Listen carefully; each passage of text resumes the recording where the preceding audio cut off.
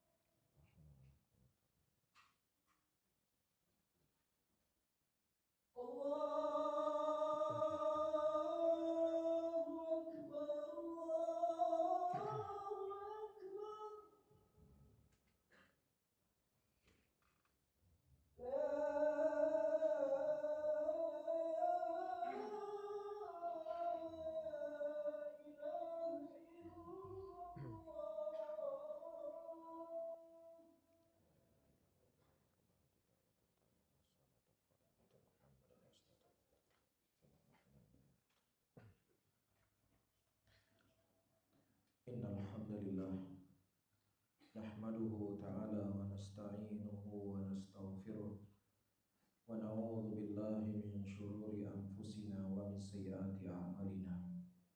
May yahdihillahu fala mudilla lahu wa may yudlil fala hadiya lahu.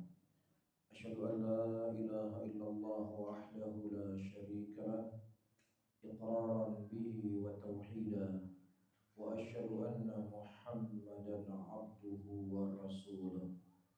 Yaqulullahu ta'ala fi kitabihil karim, ya ayyuhalladzina amanu taqullaha haqqa tuqatih wa la tamutunna illa wa antum muslimun. Ya ayyuhan nas ittaqu rabbakumul ladzi khalaqakum min nafsin wahidah wa khalaqa minha zawjaha wa batha minhuma rijalan katsiran wa nisaa'a wa واتقوا الله الذي تساءلون به والأرحام إن الله كان عليكم رقيبا يا أيها الذين آمنوا اتقوا الله وقولوا قولا سديدا يصلح لكم أعمالكم ويغفر لكم ذنوبكم ومن يطع الله ورسوله فقد فاز فوزا عظيما فإن أصدق الحديث كتاب الله وخير الحديث حديث محمد صلى الله عليه وسلم وشر الأمور محدثاتها فإن كل محدثة بدعة وكل بدعة ضلالة وكل ضلالة في النار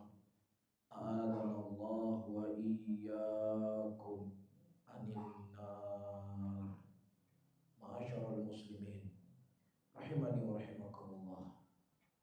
Renungi sesaat bersama saya ketika Allah Subhanahu wa taala memberdirikan kita di hadapannya, yang kemudian Allah Subhanahu wa taala menimbang amalan kita.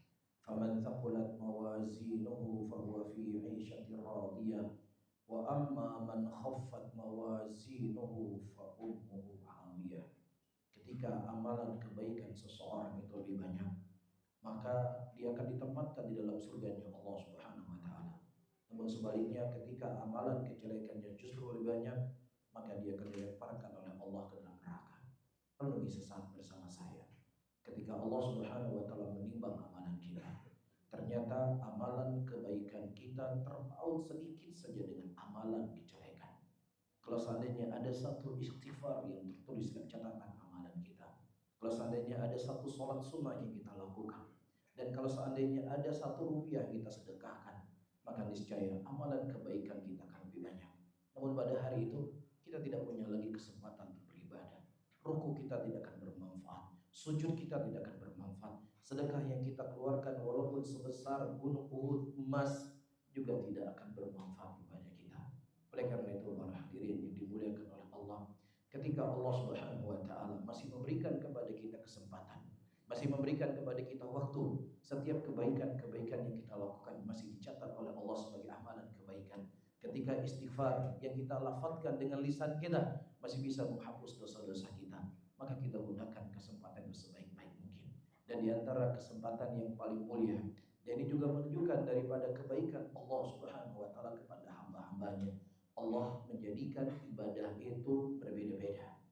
Ibadah itu tidak sama. Ada ibadah sholat, ada ibadah puasa, ada ibadah haji, ada ibadah zakat, ada ibadah umrah, supaya manusia itu tidak bosan dengan satu ibadah.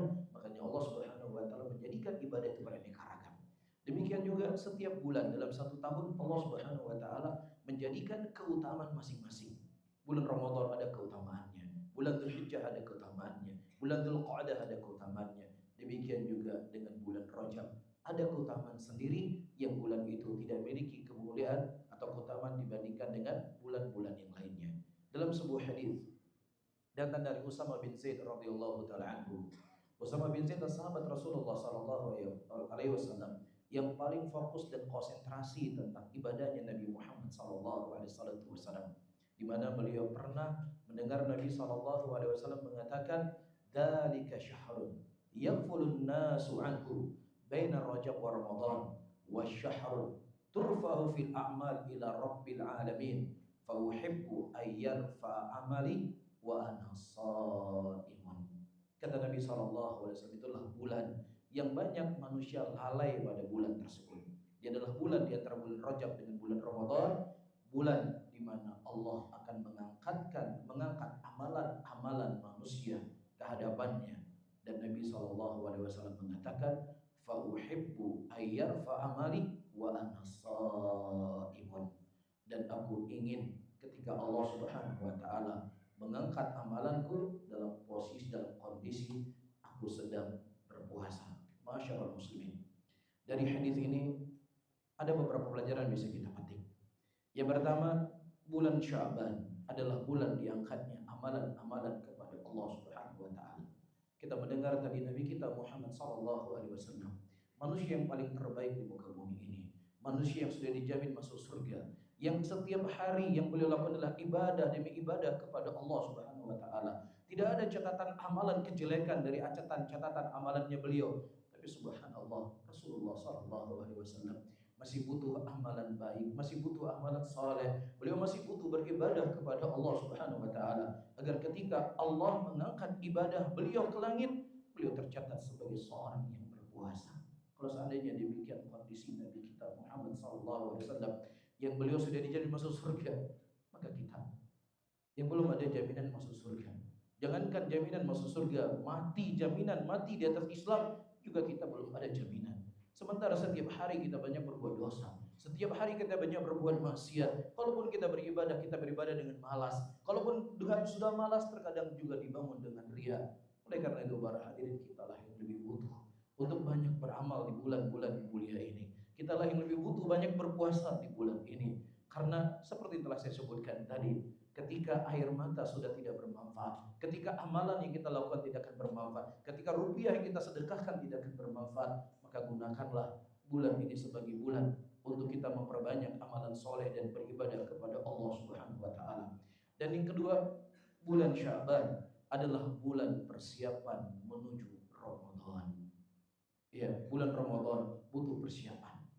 Ya, butuh hati yang tangguh, butuh hati yang suci. Nabi kita Muhammad SAW, manusia yang bersih hatinya, manusia yang suci hatinya, yang kalau seandainya pun beliau tidak berlatih, pasti di bulan Ramadan beliau akan menjadi orang yang paling tangguh dalam beribadah kepada Allah Subhanahu wa taala. Tapi subhanallah, Nabi kita Muhammad SAW di bulan Sya'ban justru beliau melatih diri beliau agar ketika masuk bulan Ramadan beliau bisa maksimal beribadah kepada Allah Subhanahu wa taala. Ibunda Aisyah radhiyallahu taala anha, beliau pernah menyebutkan sebagaimana dikeluarkan oleh Imam Bukhari dan Imam Muslim dalam sahih keduanya, aku tidak pernah melihat Rasulullah sallallahu alaihi wasallam paling banyak berpuasa sunnah melebihi puasa di bulan Sya'ban. Jadi puasa bulan Sya'ban ini adalah bulan penentuan apakah kita akan menjadi pemenang di bulan Ramadan ataukah tidak. Al-Balkhi rahimahullahu taala, beliau pernah berkata, bulan Rajab adalah bulan seseorang itu menabur benih. Adapun bulan Sya'ban adalah bulan seseorang menyiram dari benihnya. Adapun bulan Ramadan adalah bulan di mana dia memetik hasil apa yang telah dia tanam. Nah, kalau seandainya kita tidak menabur benih di bulan Rajab, dan kita tidak menyiram di bulan Sya'ban, maka apa yang kita petik di bulan Ramadan, para hadirin yang dibolehkan oleh Allah, bulan Ramadan yang akan kita lewati akan sama seperti bulan-bulan Ramadan yang sebelumnya, yang mana di awal kita berniat akan beramal soleh, akan beribadah kepada Allah. Saya akan start di awal bulan Ramadan, tapi subhanallah, ternyata di bulan Ramadan banyak sekali kesibukan. Di bulan Ramadan pintu dunia terbuka lebar. Para pedagang yang biasanya omsetnya sekian, di bulan Ramadan naik omset yang mungkin 100%, sehingga butuh waktu dia untuk mengurus bisnisnya, butuh waktu untuk mengatur dagangannya. Nah, kalau seandainya kita persiapan di bulan Ramadan, maka bulan Ramadan akan kita lewati. Kalau Allah memanjangkan umur kita, sama seperti bulan Ramadan yang sebelumnya. Kalau Nabi Muhammad SAW itu butuh persiapan untuk bertanding di bulan Ramadan agar bisa menjadi pemenang, maka tentunya orang-orang yang seperti kita, para hadirin yang dimuliakan oleh Allah, lebih butuh lagi untuk persiapan. Di antara persiapan yang harus kita persiapkan di bulan Sya'ban, kita sudah mulai untuk membaca Al-Quran. Ya, sudah mulai, walaupun kita tidak baca satu juz, setidaknya ada satu lembar yang kita baca. Karena Al-Quran ini akan memberikan kesejukan dalam hati kita. Al-Quran ini akan memberi penerang dalam jiwa kita. Al-Quran ini akan menjadi penguat setiap kita mendapatkan ujian dan cobaan. Coba kita renungi, ma'asyiral muslimin rahimani wa rahimakumullah, tahun lalu ya, di akhir bulan Ramadan kita mendapatkan hari-hari itu merupakan hari-hari yang paling menyenangkan dalam hidup kita. Hari itulah hari-hari yang paling khusyuk yang kita rasakan, yang air mata kita mudah untuk tumpah, yang kita siap berdiri dalam keadaan kondisi sholatnya panjang, imam membaca satu juz, rukuknya panjang, sujudnya panjang, tidak ada sedikit pun rasa sulit yang kita dapatkan. Dan demikian juga pengeluaran kita di bulan itu lebih banyak daripada bulan-bulan yang lainnya. Harus beli baju baru untuk anak, beli baju baru untuk mertua, baju baru untuk orang tua, persiapan rumah, persiapan kue. Sekian banyak pengeluaran harus kita keluarkan. Belum lagi kita harus berikan THR kepada karyawan. Tapi kenapa bulan itu kita selalu bahagia? Kenapa bulan itu kita tidak stres? Kenapa bulan itu kita selalu dalam keadaan tenang? Karena di bulan itu kita tidak lepas dari Al-Quranul Karim. Karena di bulan itu kita selalu sholat malam. Karena di bulan itu kita selalu rukuk dan sujud kepada Allah. Karena di bulan itu kita menjauhi dosa dan menjauhi maksiat. Ya, inilah yang kita harapkan kembali di bulan ini, tetapi kita tidak ingin mendapatkan kenikmatan itu hanya di bulan Ramadan. Kita ingin juga mendapatkan bulan itu di bulan-bulan yang lainnya. Karena Allah Subhanahu wa taala tidak hanya ada di bulan Ramadan. Allah juga ada di bulan Syawal. Allah juga ada di bulan Dzulqa'dah. Allah juga ada di bulan Dzulhijjah. Allah juga ada di bulan-bulan yang lainnya. Dan kita bisa bayangkan para hadirin yang dimuliakan oleh Allah, kalau seandainya kondisi hidup kita hari ini sepanjang hari seperti hidupnya kita di 10 akhir bulan Ramadan, kita bisa bayangkan bagaimana bahagianya hidup kita. Kita bisa merenungi bagaimana tenangnya hati kita. Kita tidak stres dengan naiknya barang. Kita tidak stres ya dengan kondisi-kondisi ekonomi hari ini, karena kita punya pegangan yang kuat. Kita punya pijakan yang kuat. Jadi pijak Allah telah memberikan kepada kita pijakan, pegangan sesuatu yang mudah, sesuatu yang tidak sulit. Karena kebahagiaan itu bukan milik orang kaya saja. Ketenangan itu bukan hanya milik para pejabat, tapi ketenangan bagi seluruh manusia ketika dia berusaha untuk mendekatkan dirinya kepada Allah Subhanahu wa taala. Ketika dia berusaha untuk membaca Al-Quran, sholat malam, dan seterusnya. Ini inti kebahagiaan yang akan didapatkan oleh seseorang. Allah Subhanahu wa taala berjanji dalam Al-Quranul Karim, "Man amila salihan min dzakari aw untha wa huwa mu'min." Barang siapa yang beramal saleh dari kalangan laki-laki dan perempuan, maka mereka adalah orang-orang yang beriman. Apakah ibadah yang kita lakukan itu membuat Allah itu menjadi lebih mulia? Tidak, para hadirin. Allah nggak butuh dengan ibadah kita. Allah tetap mulia kita beribadah kepadanya, ataukah kita tidak beribadah kepadanya. Tetapi ibadah yang kita lakukan itu semuanya kembali maslahatnya kepada kita. Allah mengatakan, kami akan memberikan kepada mereka kehidupan yang bahagia, kehidupan yang tenang. Di rumahnya dia tenang dengan keluarganya, dia tenang dengan istrinya. Di tempat bekerja dia juga tenang dengan teman-teman pekerjaannya. Walaupun kondisi apapun yang dihadapi dari kondisi-kondisi ekonomi, ketika dia memperkuat hubungan koneksi dia dengan Allah, maka Allah akan mudahkan segala urusannya di dunia ini. Kemudian para hadirin, masyarul muslimin rahimani rahimakumullah. Di antara hal juga yang perlu untuk kita ketahui, di bulan Sya'ban ini adalah bulan akhir untuk kita mengqadha puasa yang kita tinggalkan. Jadi ketika tahun lalu ada di antara kita musafir atau kita sakit yang membuat kita berbuka puasa, maka ini adalah batas akhir untuk kita membayar puasa kita. Sebagaimana Ibunda Aisyah radhiyallahu taala anha menyatakan, "Wa kana alai siyam falam astati an aqdiya illa fi Sya'ban." Masih ada kewajiban bagiku untuk membayar puasa, dan aku tidak mampu membayar puasa pada saat itu kecuali di bulan Sya'ban.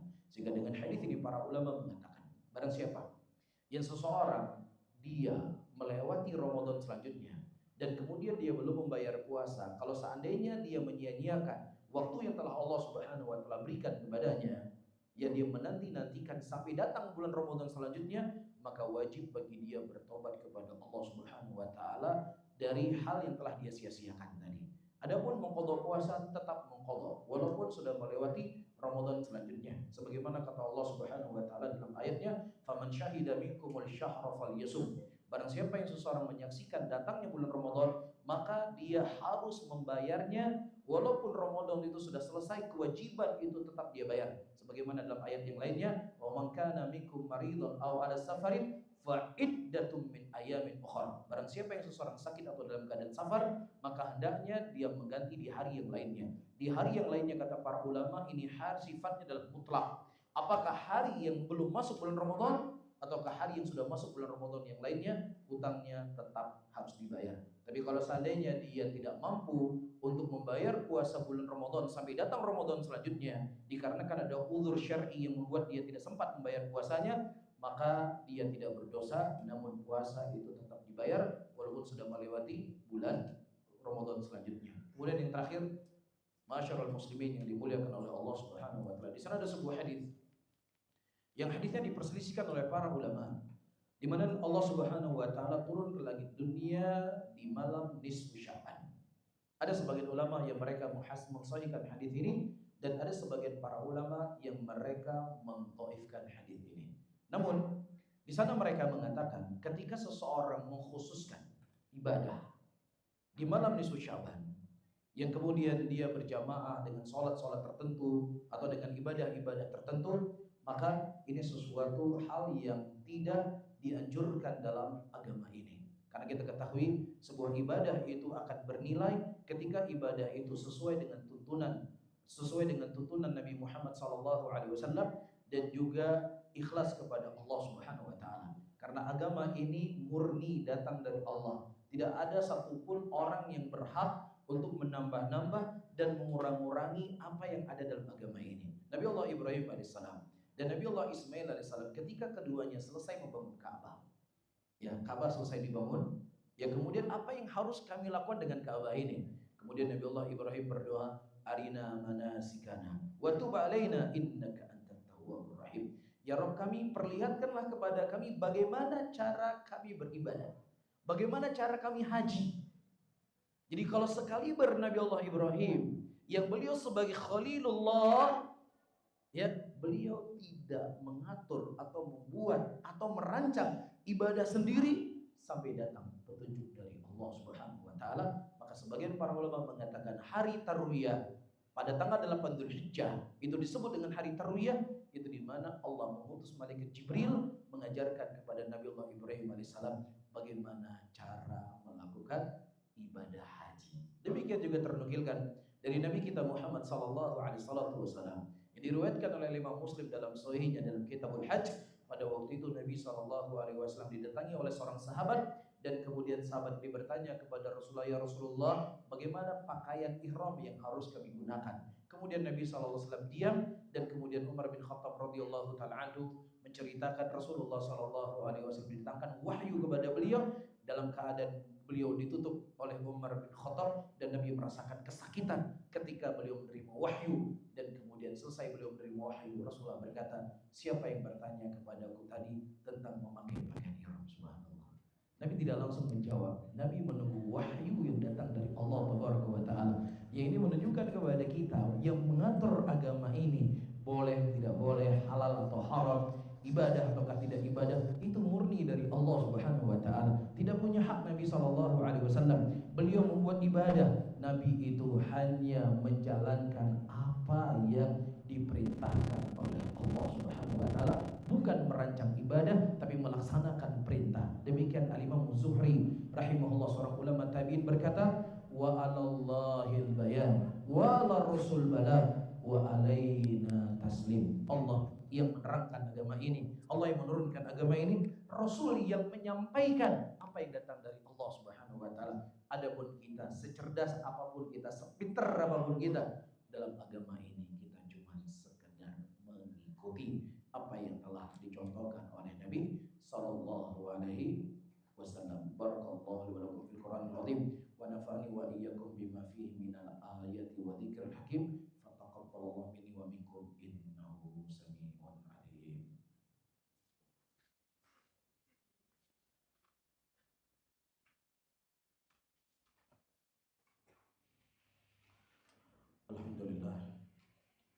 Alhamdulillah hamdan katsiran thayyiban mubarakan fih, mubarakan alaih kama yuhibbu rabbuna wa yarda.